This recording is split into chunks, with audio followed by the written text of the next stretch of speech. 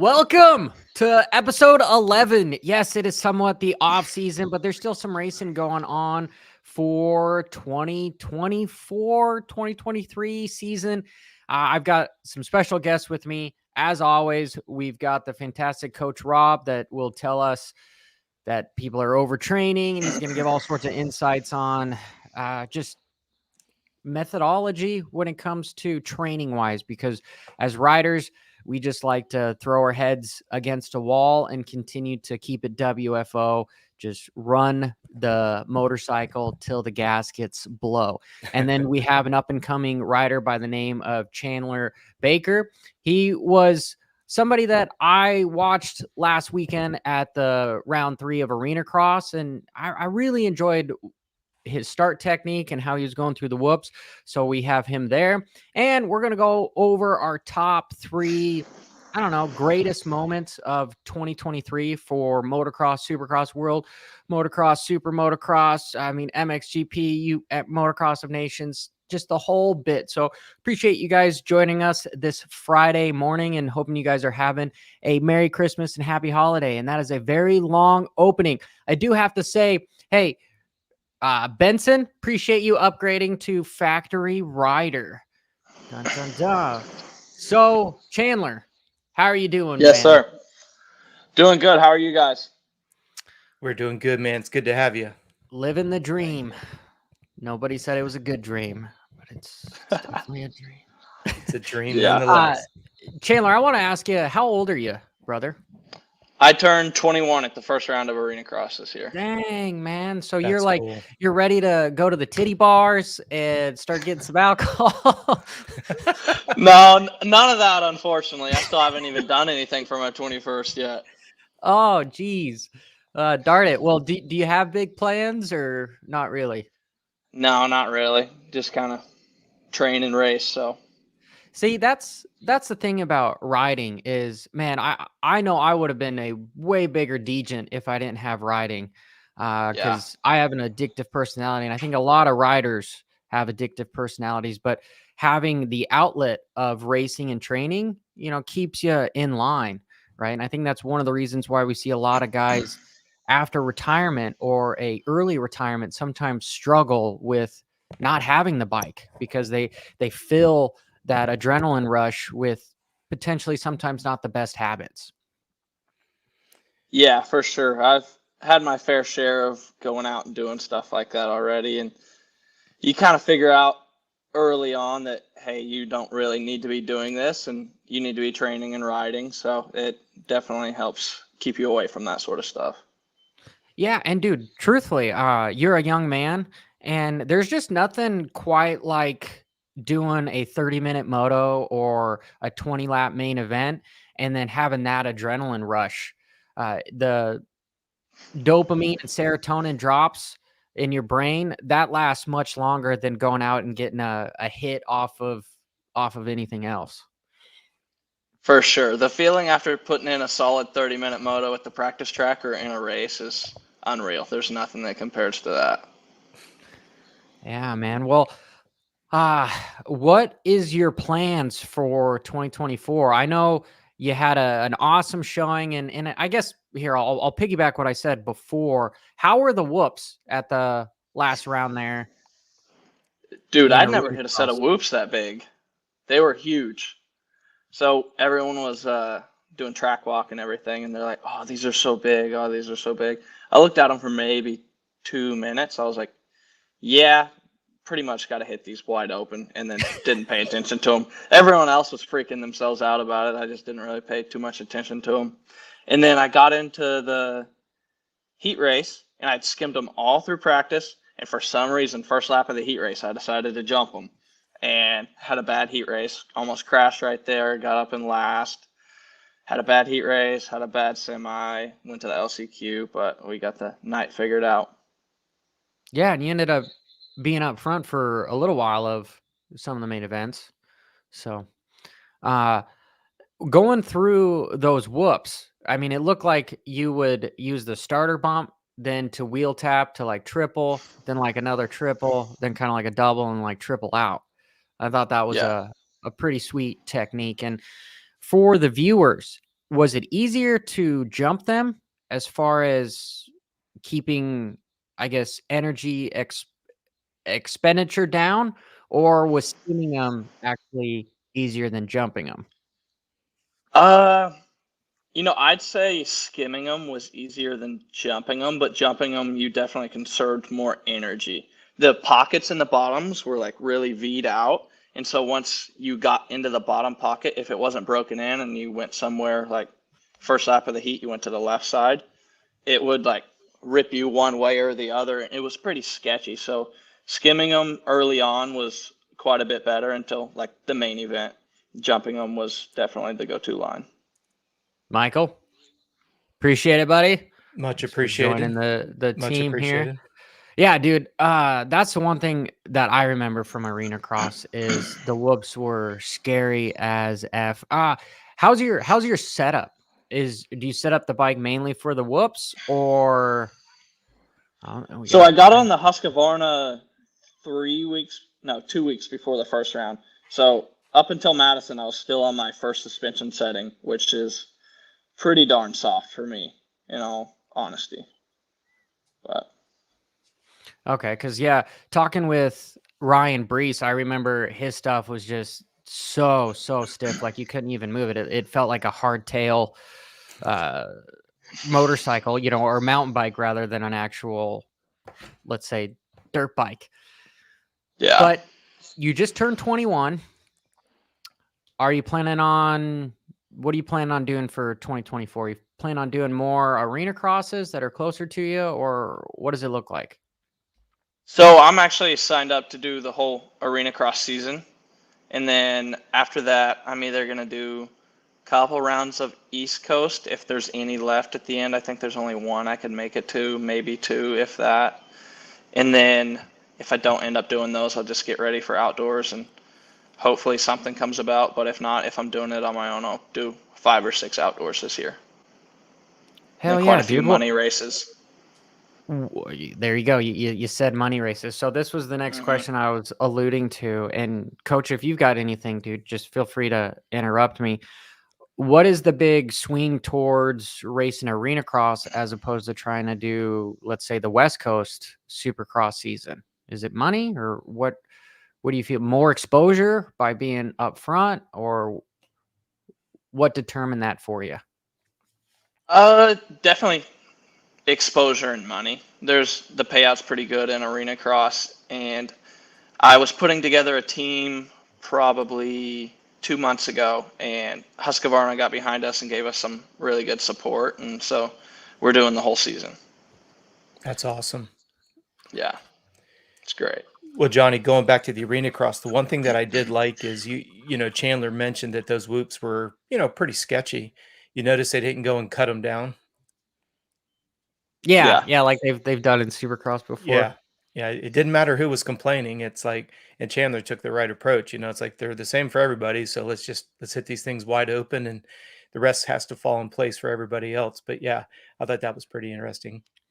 Well, there was a good portion of those guys were not we're not skimming them. Yeah. Well, it was interesting that when you did the breakdown and you were showing when Crockett Myers was in the lead coming out of that left-hander going into them, and you had, he went from first to fifth, I think it was, into that next corner because you had, I think Crockett was doubling, and then you had who's number one? I apologize, I'm drawing a mental blank. Kyle Peters. Thank you, Kyle Peters blitzing on the inside, and then it was just that whole straightaway was awesome because you could see just a multitude of different ways of trying to get through it. So it was very cool to see. Yeah. Sorry, I should have had this up here. Oh, see, we got Baker. Here he is in second. Oh, there you are. Oh, you're not there anymore. No. But yeah, the whoops they just didn't do it justice for how freaking big they were. Oh, well, yeah. Especially the TV camera did not. Especially when you've got a concrete wall 3 feet to your right. I think people, Johnny, unfortunately, your career ended against that wall. That wall.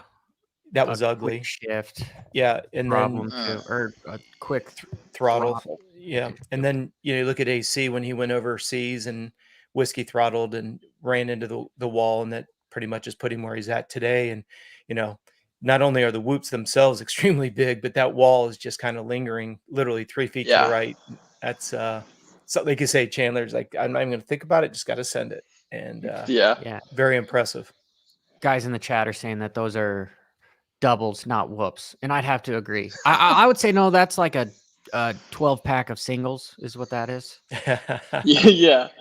We were Yeah, looking but at them on track walk, and the whoops were only probably a foot lower than the rhythm section. So they were touching each other, and they were probably only a foot smaller, I'd say. there you Yeah, go. yeah. See, that's nuts. To what gear were you hitting those in? I was hitting them in fourth.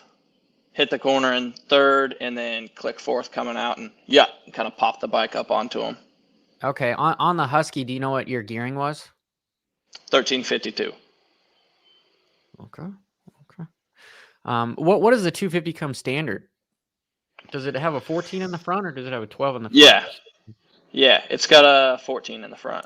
I ran a Okay. 14 at the first 2 rounds, and then it was a tighter arena, so we switched it up to the 13. Yeah. So you don't use first gear at all. No. I did the first 2 weekends. And I think the 13 actually hindered my starts a little bit because it would come off the grate so hard, where the 14, it would come off smooth and just build all the way down the start straight. Yeah. No, that makes sense. And with the 13, you're probably having to like shift like right away too, as soon as you hit. Yeah. What do you think about that whole inverted start, where after the first moto, the second moto, if you won, now you're last, and vice versa? I like it. I think it evens out the playing field. And if you're a top 5 guy and you have a bad first main and you end up back of the pack, you have a good shot at the second main and turning the night around. That helped Yeah. me out quite a bit last weekend. Well, and then it still seems like the guys that are in the top of the series, they end up being up front for both motos because that second one is longer too. So it gives guys more time to kind of get through other people, right? Yeah, definitely. I mean, I think that helps quite a bit, having a longer main so those guys can come up through the pack, and hopefully I'm one of those guys coming up through the pack here pretty soon. Hell yeah, dude. Well, I know I've got your link in the description, so make sure you go follow this guy and we can send him whatever kind of support throughout the season that we have, even the whole motivate, because Arenacross, he says he's going to do the whole season. You can motivate him to get up front and get some, hopefully, W's and some podiums. Chandler, Arenacross, is there any kind of a break that you can have? Is really just the small little start stretch the only time that you can really take a breather? Or Yeah. When it comes out onto the start straight, that's when you can take a breather. And then other than that, it's try to breathe. I wear earplugs when I race, so I can actually hear myself breathe and pay attention to that. And it helps with my focus too. Interesting. How long have you been doing that? Not very long, actually. I think my first time ever using earplugs was Thanksgiving Day, probably 2 weeks before the first round, or a week. Interesting, because I know there's that giant debate about not being able to hear anything, right? When it Yep. comes to the electric bikes, we can't hear anything. But you're not the first guy that I've heard that wears earplugs. Yeah, but Yeah. think about this, Johnny. When you put the earplugs in, have you ever heard from a physiological standpoint, when you lose one of your 6 senses, the others are enhanced? This is something like, for example, when I was working with Ashley Filick, for those of you who don't know, she's a female that was born deaf, and she was riding for Factory Honda racing against JP Money. When we would practice our starts, she would never miss the second shift. And, if you think about, especially for the young kids, this is something that I try to get the parents to pay attention to. A lot of the young kids, they think if the bike is screaming, it's going fast, and they don't realize it's reached a point of diminishing returns where now it's actually starting to slow down. We kind of get an unfair advantage on the 4-stroke because you've got that 4-stroke, you got that rev limiter that's screaming at you that you're bouncing off the rev limiter. So when you think about putting the earplugs in, what that does is where you give up a little bit on the hearing side, what you are enhancing is the picking up of the vibration of the bike. So you're always in that sweet spot. You can kind of sense when the bike is starting to decelerate because it's gone through its power curve and now it's starting to come back the other direction. It isn't by accident that Tomac and Roxon wear earplugs. It isn't by accident that you're seeing Jet wear them now. There's a lot more behind the scenes. And I think it, like you say, it's funny you mentioned that, Chandler. I was just talking to a young athlete who's going to Monster Mountain this weekend. And I said to him, I said, I would recommend that you sleep with your earplugs on. And I even said to him, the bad part is you'll actually hear your own breathing. And if you're not used to it, that can actually keep you from falling asleep. But, if somebody's having a bonfire outside because it's a little bit chilly, and you want to try to get some sleep. But yeah, you're exactly right. I use it. I encourage all my athletes to wear earplugs because I feel like you don't miss that second shift when you've got like 40 other bikes on the starting grid and you can't even hear yourself think. Yeah. It's not by accident that the factory teams are using those the LEDs on the front fender so that you know exactly when to shift the bike, just like a Formula One driver. If you ever watch them from the cockpit, they just keep shifting based on the lights as they come across. So I think it's just another tool to make sure that you don't, especially when you've got, I don't think any of us in the chat room or myself included can empathize with 41 other bikes on the gate, with a bunch the fastest riders in the world trying to get into the 4-foot first turn outdoors, teasingly there. But yeah, I think putting the earplugs in is a huge, I won't say an advantage, but it definitely increases your awareness. There's no two ways about it. So it far, makes you a everyone. lot more. Sorry, Chandler. Go for it. It makes you a lot more in tune with your bike and how everything's working. And say someone's behind you, it really lets you focus on yourself more, I'd say. Yeah. I think I've even heard some people like listening to music and stuff while they're doing stuff. I don't know if many people do that while racing, but I know some people that do it while practicing. And I can see that being a real big distraction. But I will have to try the earplugs next time. For sure. Yeah. Yeah. And Johnny, try. I know it sounds silly. Do it the next time you're lifting weights. You'll be amazed at the difference. Okay. Because you don't realize, like let's say you're doing a flat bench, right? You're supposed to inhale on the way down and exhale on the way up. And how many times do we sit and hold our breath? And I say this with our clients all the time. The way that you race should be put to the test, Johnny. We talked about this with your field testing. Racing is all about executing the strategy. Strategies learned through testing. Testing is just putting your training, up against the ropes to make sure that you're getting the appropriate adaptation without crossing that fine line into overtraining.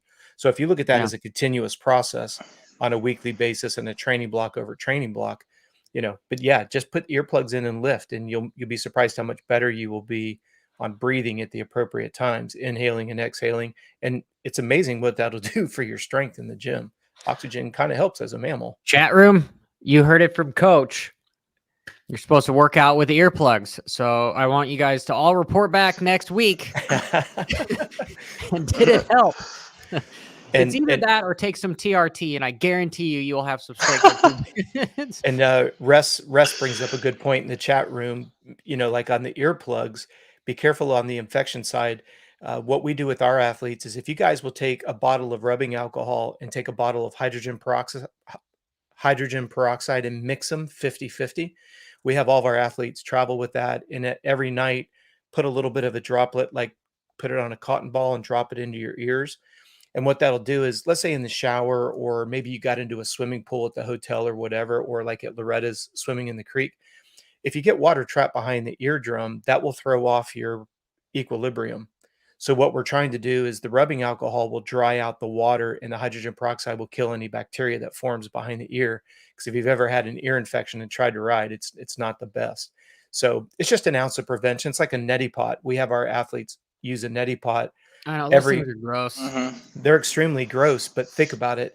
If you've caught an airborne microbe at the airport, at the restaurant, at the gas station, and you use that neti pot every single night, you reduce the risk of a microbe getting a hold of you. And so to me, an ounce of prevention, do the neti pot first thing in the morning and last thing at night, and then do the hydrogen peroxide rubbing alcohol mixture.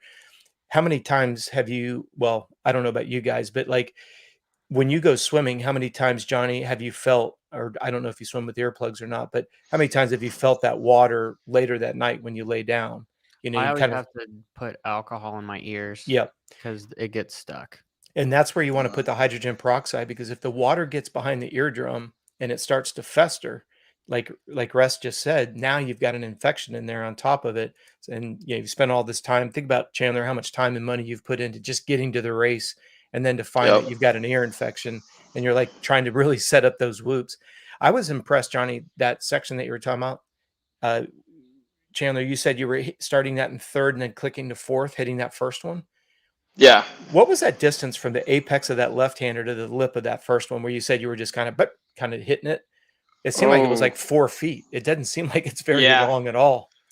Probably 5 or 6 feet. Yeah. And can When you I would imagine? jump them, I would jump them in second gear though, and that was a Okay. lot easier because I could tuck up the inside. Yep, that makes sense. But imagine when you're trying to get through the apex of that corner and then try to get lined up to be able to just, like you say, short shift and send it right there. Hmm. Can you imagine if Yeah. your equilibrium was off on that left-hander come? It seems like no big deal until you wonder why Yeah. your equilibrium is off. So now that Hmm. distribution between the left and the right peg is completely Yeah, roached. dude, how you did that was sick right It there. is. Yep, I agree. Yeah. Seat bounce to wheel tap. I thought that was impressive.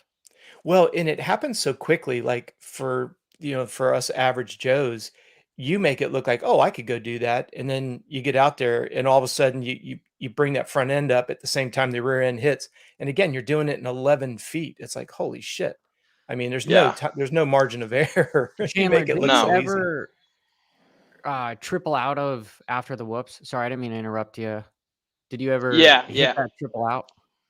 I picked that up behind Kyle Peters in the second main. Finally started Yeah. doing it. Yeah, that And I did it, that and I looked was like, why big. haven't I been doing that all day? Was it It just was kind of pretty big. nerve-wracking? Yeah.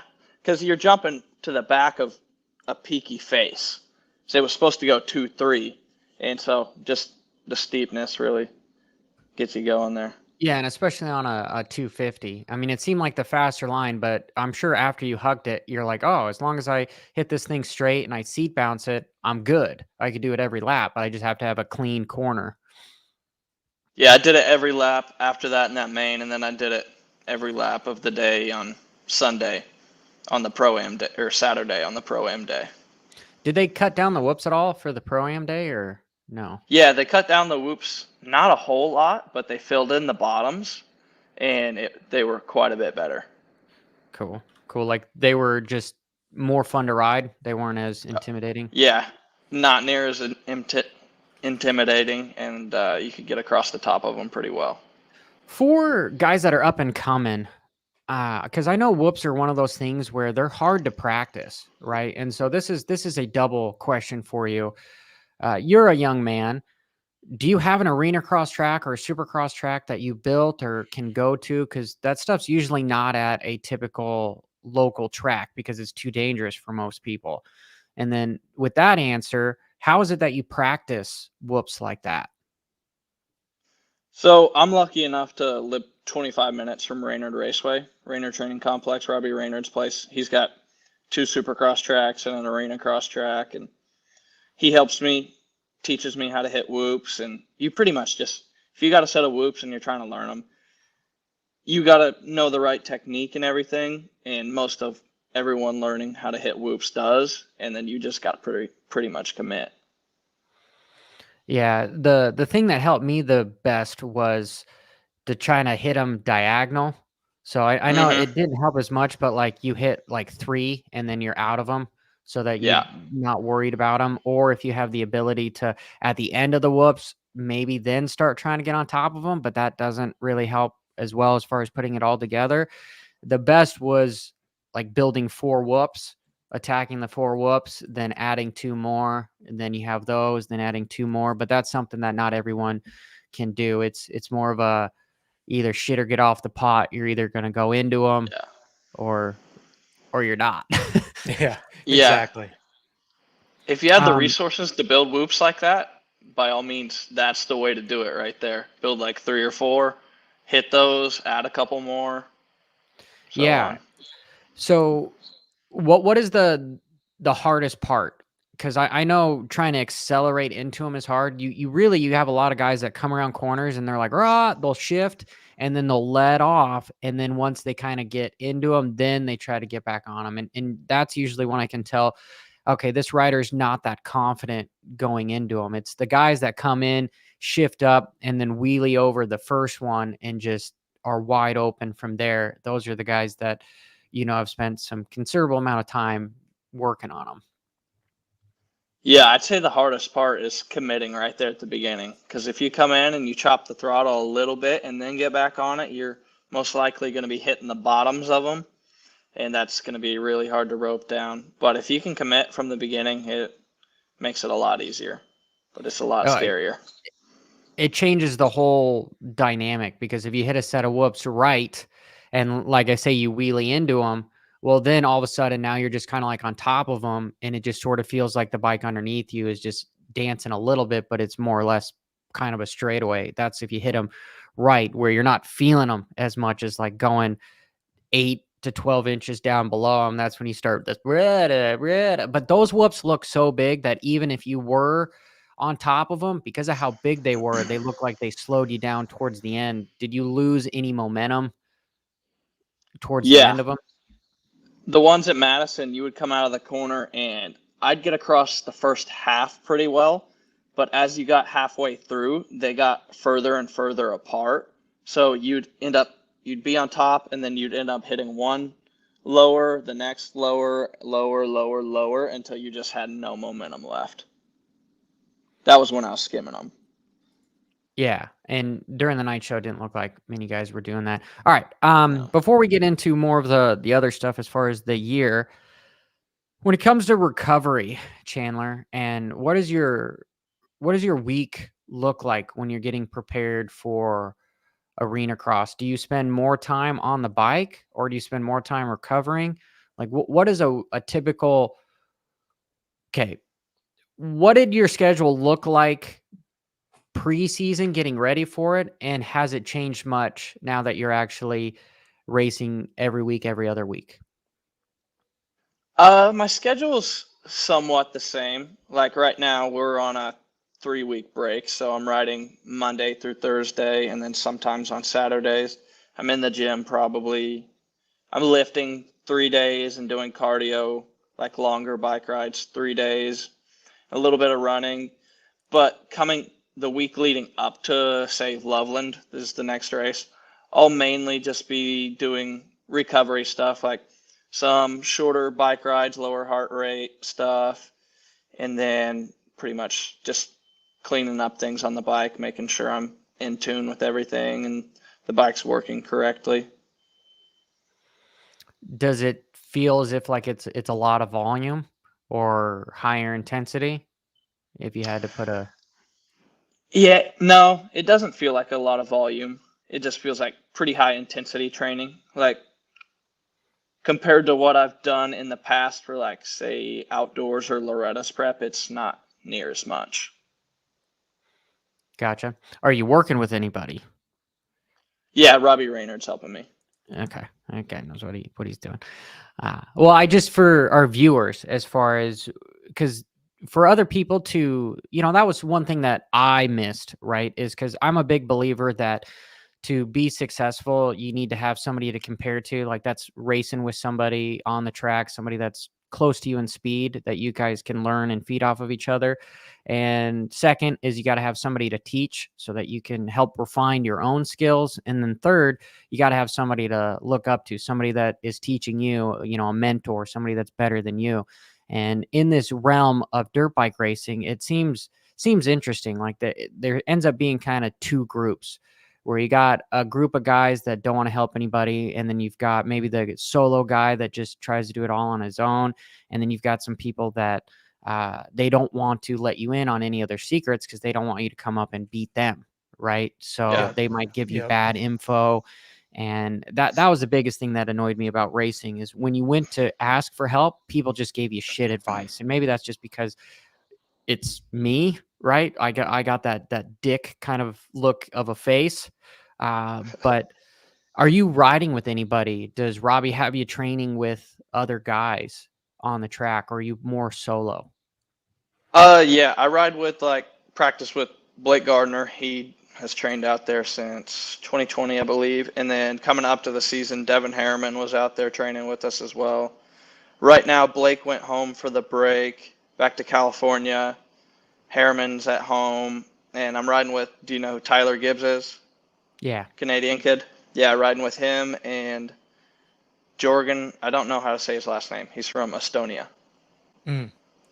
Yeah, they both go pretty good, and we keep each Hell other yeah, dude. pushing. Hell yeah. Coach, do Chandler, you have any questions? Yeah, just Chandler piqued my interest. You said that you're new to the Husky platform this year. Yes, sir. Yeah. What were you riding before? I was riding Kawasaki's. I guess my question would be, when we look at the Husqvarna platform and we look at the idea that it kind of bit both Christian Craig and Malcolm, two guys that are just Mm-hmm. absolute beasts in the whoops. Obviously, you didn't ride the last generation of the Huskies versus the one you're riding now. Do you, based on what you've heard, people you've talked to, have they made some significant changes to that Husky platform that you feel it's going to be a better platform for Mookie and for um, I'm just drawing a mental blank. I just mentioned his name. Christian. Thank you, for Christian and for Mookie both. I mean, we don't want to say that the bike didn't help them in the whoops, but they both got hurt in the whoops. So I was just kind of curious what your thoughts were.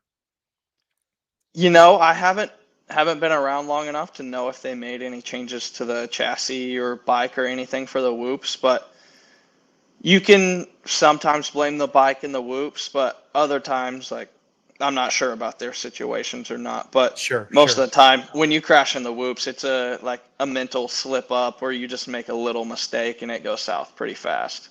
Yeah. Well, it's just interesting because, when you look at Christian, when he was over at Star Yamaha, he was able to make those whoops his bitch. And, Mm-hmm. Malcolm's always been so strong in the whoops. And then when they both got onto that platform, it was like they just kind of went south a little bit. And I was just curious. I can't imagine what that does for your confidence on the bike when that usually is your arsenal. And now it's almost like the bane of your existence when the gate drops. So I was just curious, especially with you going from Cowie over to Husky, it's obviously a very significant change in platform. So I was kind of curious about that. Yeah, I like the bike. It works really good for me in the whoops. I didn't really ride a Kawasaki much on Supercross or Arenacross.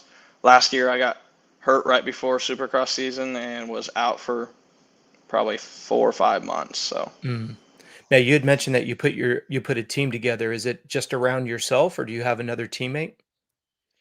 So it was originally just around myself, but when Husqvarna came in and backed us up, they brought in Tyler Malott. Do you know who he is? Yes, sure do. He He's a Florida trains out at boy. Moto Sandbox. Yep. Yep, Yeah. Florida boy. He's young and he's really good. I watched him at the first couple of rounds and I was like, dang, he's 16 and he's showing these boys what's up. Yeah, he's come a long way.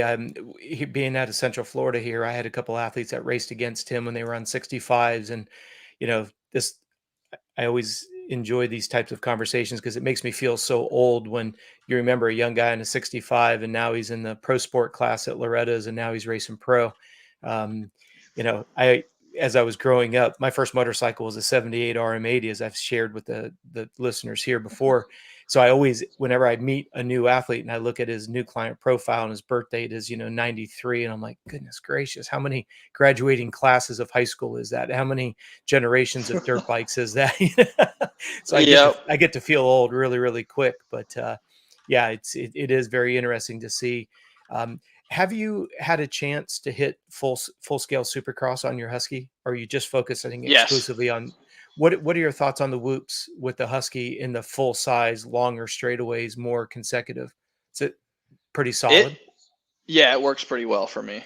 Okay. One of the tracks at Rayners, we have 2 pretty long sets of whoops and one of them leads up to a triple and I can get my way through there pretty well. And if I drop the front a little and just kind of don't hit a bottom, but hit it a little lower than I should, I'm able to adjust my body positioning and get the bike to get back up on top of the whoops. Now, who does your suspension for you, if you don't mind me asking?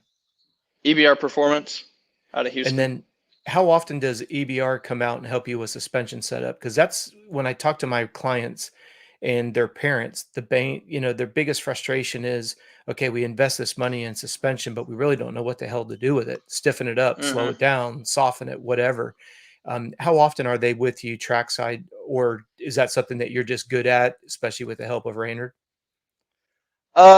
So they don't really come out to the track very often. They're in Houston and they're pretty busy with all the amateur races and Sure. stuff. But I have a couple setups and we kind of go back and forth and figure out what we're going to change for the next one. I ship them a set, they ship me a set.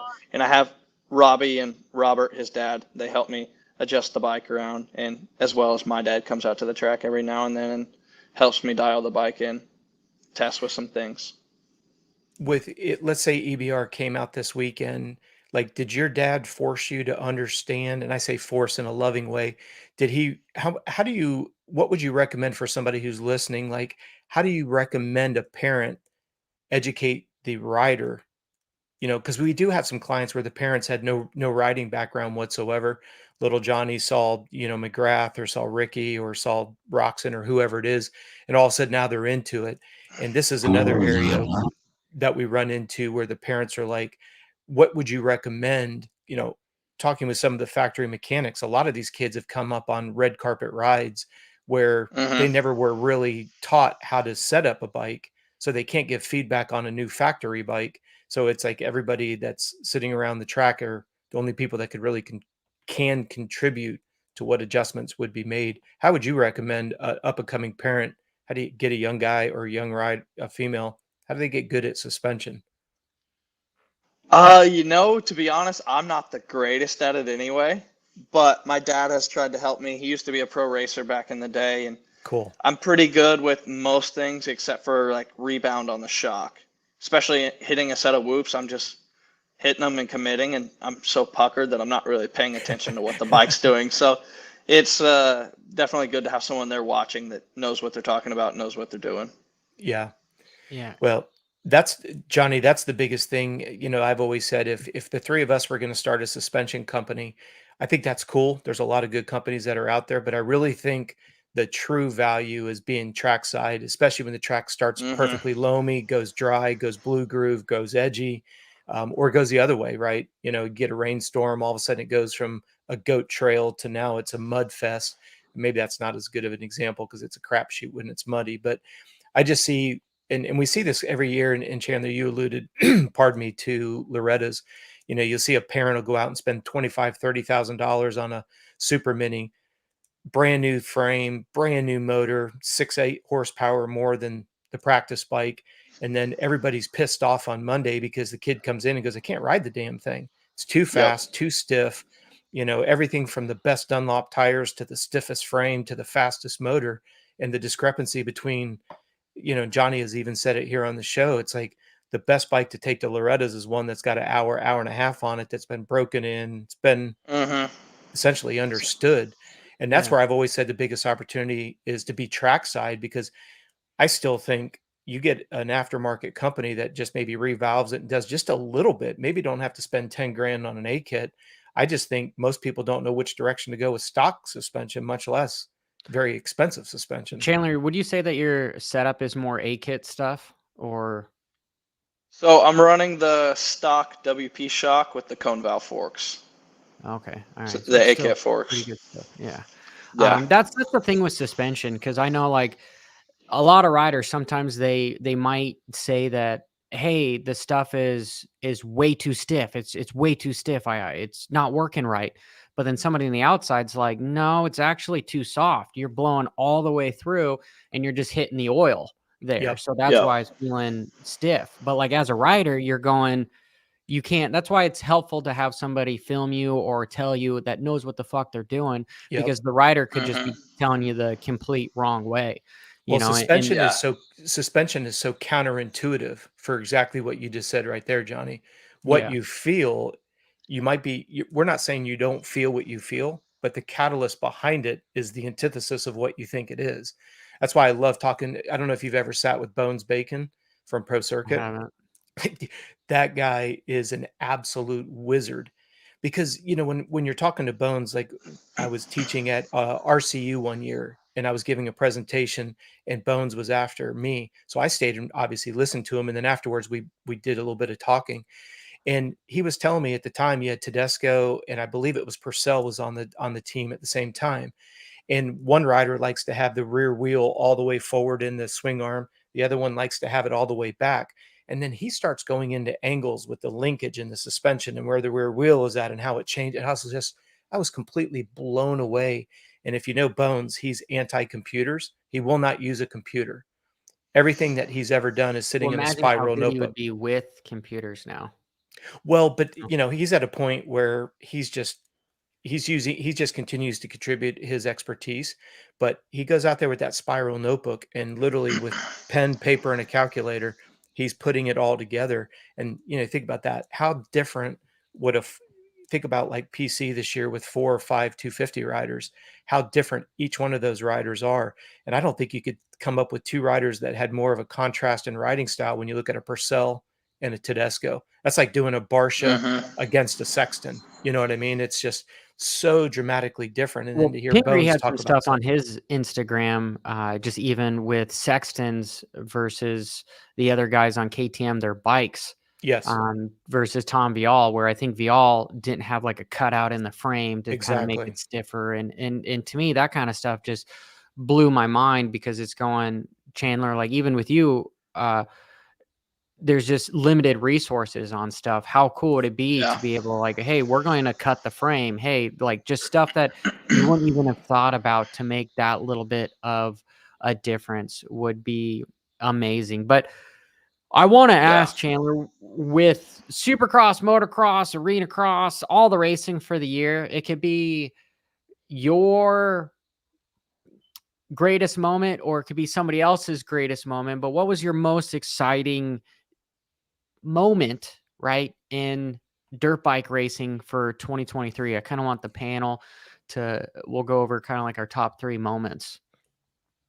My top one has got to be, I can't remember which Supercross it was. It was the East Coast round. It was raining before the main event. It started raining and it got really muddy. And then RJ, last corner, just bonsai jet. That's a good one. That was a good one. Gosh, what was that? But yeah, no, like normally, you have those pictures of like giant rooster tail, but it was just complete water. And he just went in there, surfer just slid all the way up like they were going to jump off sideways off the lip. Yeah, that was a good one. And he stands up and his face looks like he just completely, face first in a mud puddle. Yeah. That was a total RJ move. Coach, what was your greatest moment? Well, this is my biggest thing is I didn't want to go with the obvious one, like Jet going undefeated or, Deegan surprising everybody. I think those are pretty much the givens. For me, selfishly, and Johnny, my affinity towards Hunter, I was excited that we finally got to see a healthy Hunter come into the series. I mean, obviously we had to tap out of the last round at SMX series. And it hurt to see that. I understood why, because of designations, but for me at the top of the list. And again, I'm trying not to go to the most obvious ones like a Jet or a Deegan. Their performances were phenomenal, but number 1 out of 3 would have to be Hunter coming in healthy. And haven't seen a whole lot. I mean, we saw the little competition between Jet and Hunter, and that was pretty funny.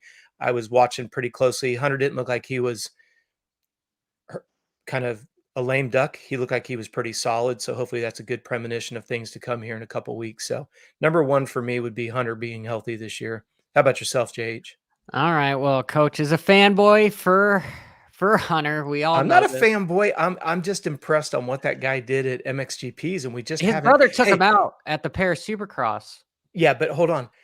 Look at how excited we are with Prado coming over, right?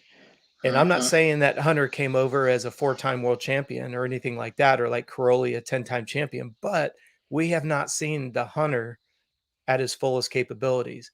And I'm hoping we're going to see him. I'm not arguing with you. Like, I think he's definitely. You call me a fanboy though, bitch. You call me a fanboy. Well, it's just because for the longest time we've had all sorts of bets for motocross and all sorts of stuff about Jet and Hunter, and Yeah, unfortunately, Coach, but you I've lost proven both my of them. point. But I've proven my point because Jet came in healthy this year and he won the indoor title. So, and he was in the points lead all the way to the last race of the season outdoors. So I'm not wrong. Hate All to right, say well, it. I didn't mean to offend you or anything. No, Um, but I'm fanboy. I'm not. I respect what he's capable Yeah, of. I know you're not over there with, a giant Hunter T-shirt I was and gonna say I don't have the merchandise, that's for yeah, sure. yeah. Can you sign my boobs? That's That's what I need. exactly it. My best moment would have to be the last motocross. Would have to be Deegan busting out the quad on the finish line at Ironman. That thing just Yeah. he didn't need to do it because I don't think it was faster because he was 3 stories up in the air, but it was cool to watch him send it off of where everyone else is scrubbing. He's just going full send. And then even in the back of the backside of the track, him nailing the quad out there too, where it was unbelievable to me. I was going, he didn't win the race, but he definitely had the most style points But there. Johnny, you bring up something that I think is very, very important as we go into the next season. Remember that year at Daytona when James would come out of that right-hander and he'd seat bounce that wall until he came up short and yard darted himself? Do you remember that Yeah. at Daytona? Yep. Yeah. Stop and think about the mental headspace to have that ability to see that line is something that I don't think people really understand. When I had the privilege of working with Dunge, Barnett had just built the Supercross track, and we were sitting on the finish line jump, and it was myself, Ricky, and Dunge. And at the very last lane, Ricky was sitting up there, and he asked Dunge. He said, How would you approach that lane?" And I'm not going to go through the details because that's not what's important. What was interesting was Ricky's line choice was something that wouldn't the average individual, no way in hell would have thought about going down that lane the way that Ricky had outlined it. And so we were kind of intrigued by it. Ricky literally went up on his two-stroke 250 and literally went down that lane the way that it was completely different than the way that Dunn said that he would have done it. And my point is, when you see Ricky looking at a section and doing the timing, the step on, step off, triples, quads, that is up here. Ricky had it, Chad had it, James had it. And I have to agree with you, Johnny. Seeing what Hunter did this summer, you can already see premonition of he's got a way of looking at the track and lines that You people aren't thinking. Deegan? Yeah. Being Deegan, because to your point, Johnny, if let's just say that Chandler just said earlier, once he was behind Kyle and Kyle's seat bounced at that coming out of the corner, and Chandler's like, why the hell didn't I think of that? It's a Yeah. perfect example. You got Deegan that goes full send mode. Like, first of all, who thought about it? And then nobody did it afterwards. And like you said, Johnny, I don't know if I somebody was was afraid for his wheels. yeah, well, you commented that on your analysis over and over again.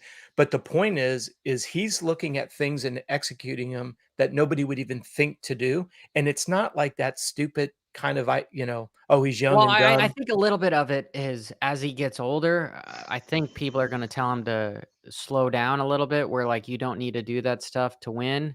I think it's Chandler, you're a young guy too. It's the whole you feel invincible. The younger you are, you feel invincible. It's the young and dumb and full of cum is the bad Yep.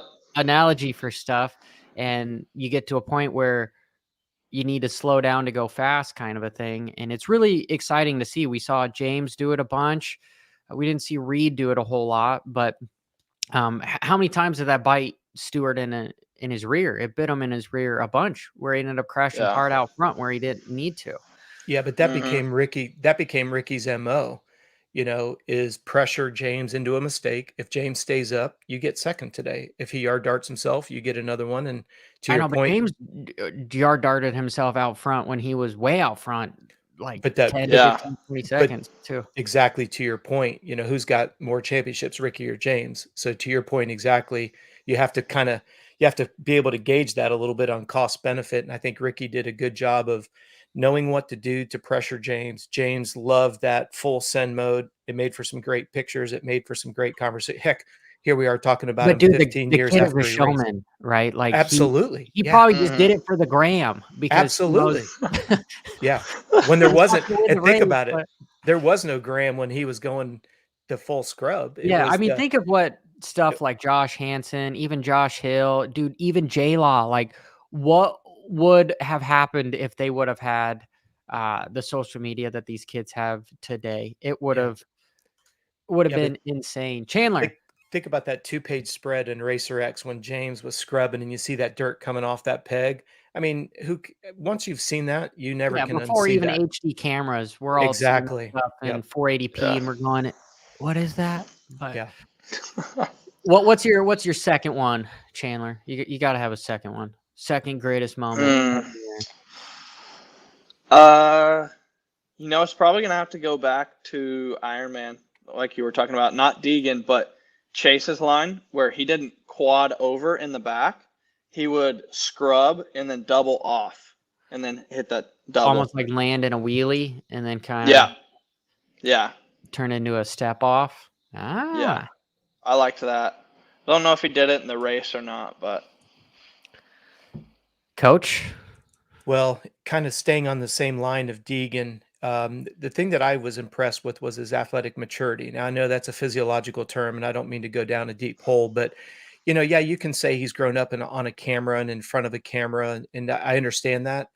But think about the amount of pressure that guy was able to sustain and be able to. He persevered through it and actually excelled underneath it.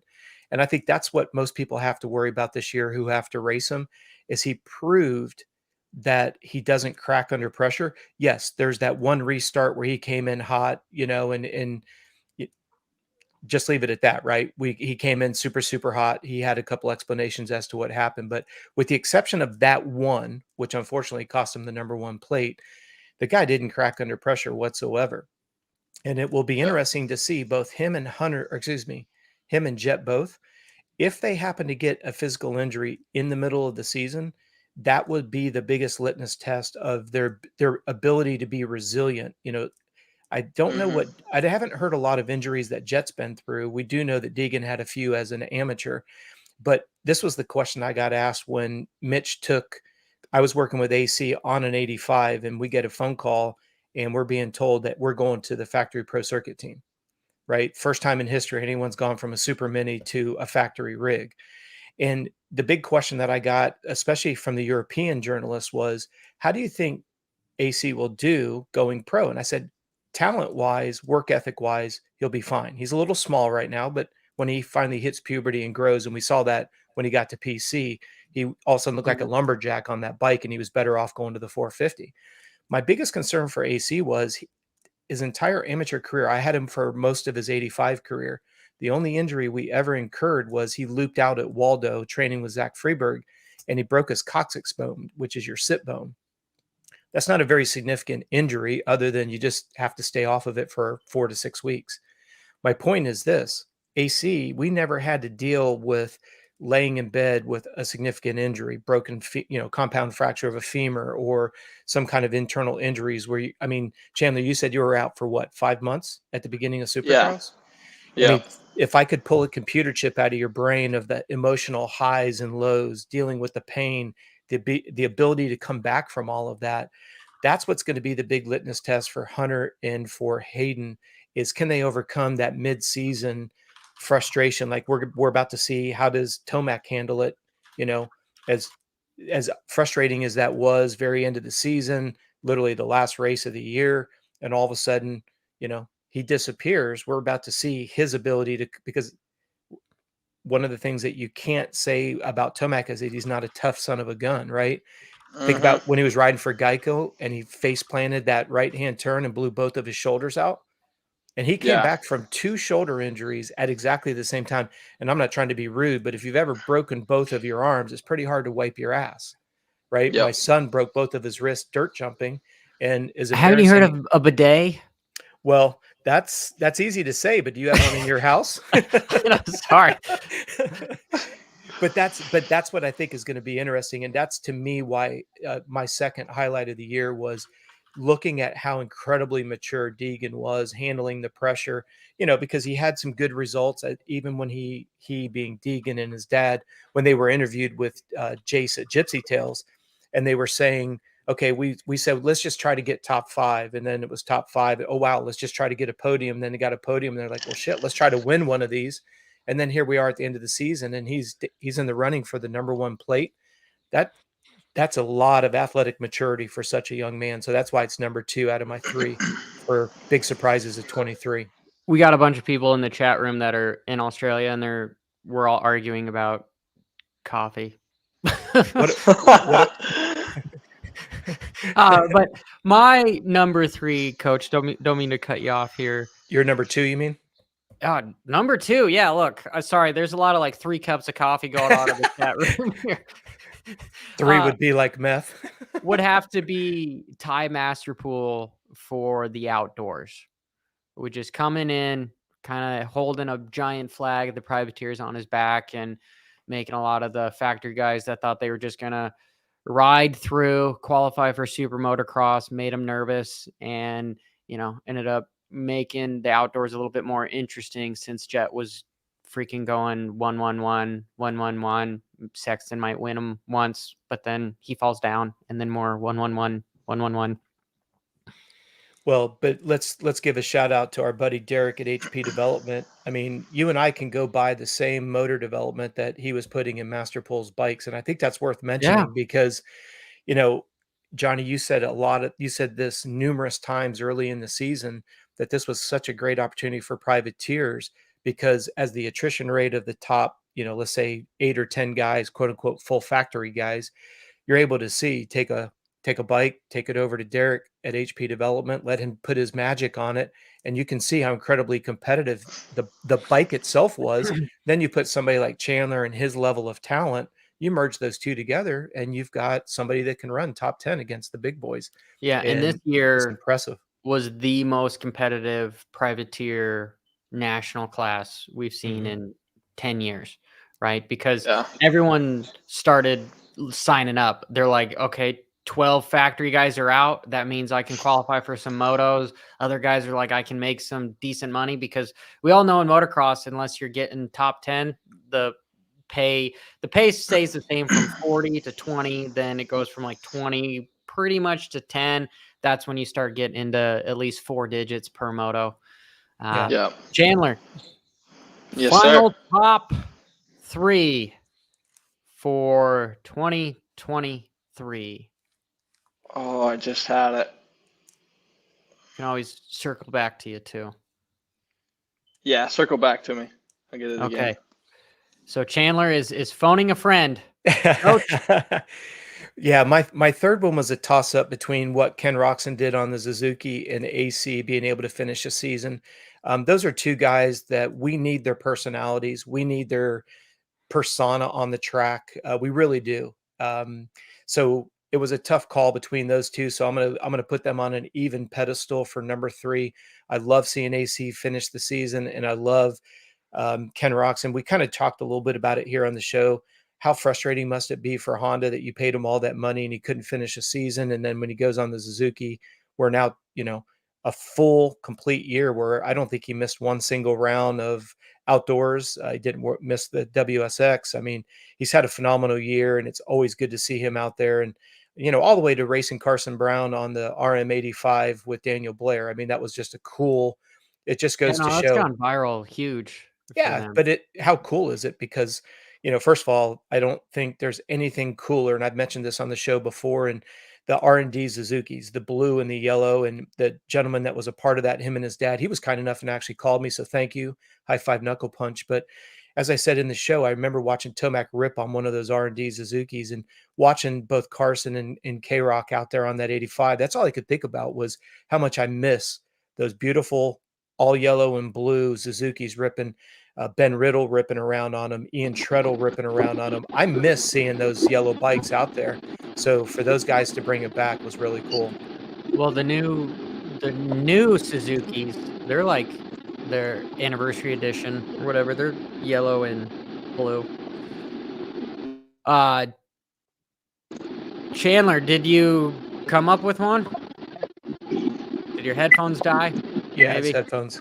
Just give him a second. All right. Well, we'll bring him back here real quick. And I will go. Yes, this isn't going to be a popular one because part of me wants to say the World Supercross get new investors. They saved the series. That was a big moment for me because I like to have more series, not just to make content, but just for the whole framework of opportunities for riders. That is right up there with, gosh, Ken Roxon win an Indy on the Suzuki.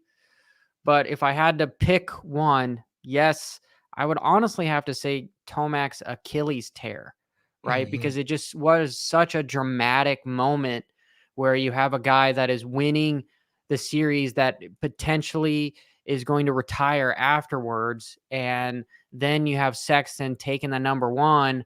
It just set things up for this coming year of Supercross to the point where it's like, no matter if you weren't a Tomac fan before, you have to be now, because in motocross, you have these injuries that any other football, baseball player, whatever, they would be retired, like just retired. And then you've got these catastrophic injuries that are 10 times worse than the other sports. And these guys are coming back. And for Tomac to come back and just win a race for him, it's the whole Ken Roxon again with his arms. So for that reason, I want to say that it was the heartbreak of the Achilles tear with Tomac having it in the bag. And it does certainly set up an incredible 24, because if Tomac comes out, let's say guns a-blazing and wins, whoa. If Jet comes out, okay, he's shown that he can beat Tomac. Can Sexton come out? Did he shake down the KTM, and is he as fast as he was on the Honda with the number one plate? I mean, if you just start with the 450 and just those three riders, and then you jump into, let's say Deegan does go goes West Coast, and he's at A1, so I do agree with you. That whole shakeup in the 450 class, unfortunately, we spoke a lot about the attrition rate in 23, which is actually setting a more superior platform for what could happen in 24 here in just a couple weeks. You totally forgot about how many. Well, we kind of talked about it, but how many guys got injured there? Chandler. Yeah. Final one. Top podium number 3. Phone a friend. You're back. Headphones are out. I'm going to have to go back to what you were saying about privateers with all the factory riders out. And I'm going to have to go to myself. Redbud, I got my first top 15. I got 13. Attaboy. Yeah. Attaboy. Yeah, that was pretty cool. Hell yeah, dude. Hell yeah. Who was right in front of you, just out of curiosity? Do you remember who was in front of you? I think it was Nicoletti. And then how about on the starting grid? Who was to your left and right? I had Anderson to my left and AP to my right. And when was the last time you had that happen? Never. There you go. That's so cool. Where did you qualify for that race? What position? I think I qualified 18th. Yeah, it's so cool. And was that also your highest qualifier? No, it was not. I'm not a very good qualifier, though. What was your highest position in qualifying prior to that one? I think it was 16th. That's so cool. Dude, that's so badass for how young you are and everything. Yes, dude. that's what I was going to say. You've got a bright future for you, dude. I appreciate it. With that being said, we're going to wrap up this week's episode 11 of MX Unfiltered, and make sure you go subscribe, follow Chandler. His links are in the description, as well as Coach's, and we will be back next Friday at 8 a.m. Mountain Standard Time. Chandler, is there anybody you want to thank or any kind of self promotion that you want to do before we let you go? Yeah. I mean, there's a few people I'd like to thank. Ajax Motorsports here in Oklahoma City. They've been behind me for the last couple of years now, and they've been a huge help to me. I wouldn't be able to be racing without them. And then Robbie Raynard, Fly Racing, EBR Performance, and myself for putting in the work to keep going and getting there. Attaboy. Hell Keep it yeah, up, man. Keep it up. Hell yeah.